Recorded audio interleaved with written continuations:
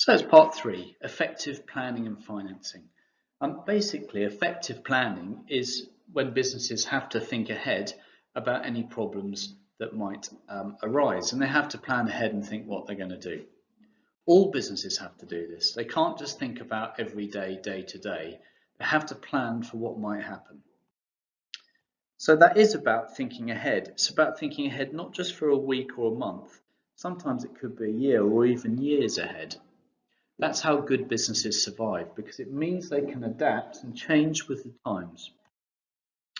So what do they have to plan ahead for? They have to plan ahead for these things: needing more staff, training, advertising and marketing, buildings, so that's refurbishing them, that means perhaps doing them up or changing them inside and out, competitors, and tough times. And we're going to look at each of these very briefly. Whatever your business is, there will come a point, most probably, where they might need more staff. If you're doing a hairdresser, it might be that one of the hairdressers leaves and they have to employ a new person. Or it might be that your hairdresser expands, that they actually need another hairdresser to join them. Just like with BMW garages or any other business. All you have to do is talk about the new people that they might need. It's the same with a hotel as well. Maybe they'll need another person working in the restaurant because they're going to expand it. This is all about thinking ahead. Another thing that's needed is staff training. The staff training is kind of a key thing, because as your business grows, you might need to train your staff.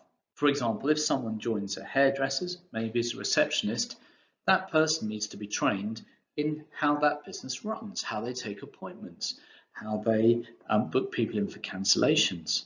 If you take someone on at a car dealership like BMW, they have to be trained properly in whichever area of the business it is. So if they're a mechanic, they have to be properly trained. If they work in sales, they have to be told about the cars, they'll go away on a course. And if it's a hotel, they have to be trained in how to perhaps clean the rooms or how to meet and greet guests, all those kinds of things. So most businesses, when they expand, take on more people, and those people need training. And think about this, advertising and marketing, they have to think ahead too. We are nearing the summer as I talk at this moment, but if we're thinking 6 months ahead, when we get into the winter, businesses have to think ahead for that too. So a hotel might be thinking, right, what are we going to do when it gets a lot colder? So like the Btec Hotel might be thinking, how are we going to get more guests in November when it's cold and rainy? Might be that they do a winter special, whereby they reduce the price of the room slightly and they reduce the price of a warm, nice winter evening meal with the deal. Maybe that will get more customers in. Refurbishment is another thing as well. It's very rare that businesses stay the same throughout their life. If you think about it, most places you've been to at some point have updated themselves.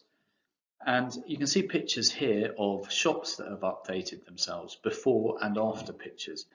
Now, if you're a Btec hotel, they need to refurbish some areas like rooms, so that will be planned, and they've got to plan how they're going to pay for that.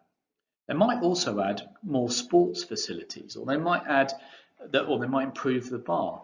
These are things they have to plan ahead for, because they cost money. And for most of these things, they might cost thousands of pounds, so they have to plan where they're going to get the money from for that.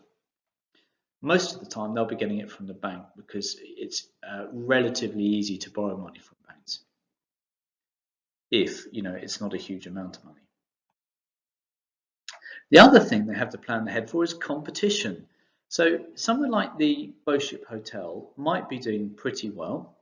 And then actually what might happen is very nearby a new hotel opens, like for example a Premier Inn. This could take a lot of business away. Now if something like that happens, the Btec Hotel would have to think ahead, right, what are we going to do? We know this new hotel is going to open and it's a competitor. How on earth are we going to still keep people coming to us? That's all about thinking ahead.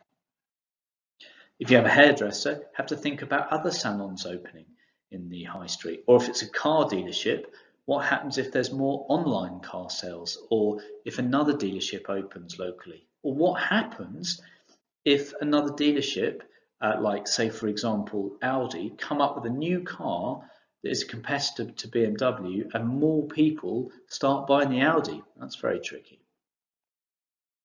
Finally, we need to think about tough times.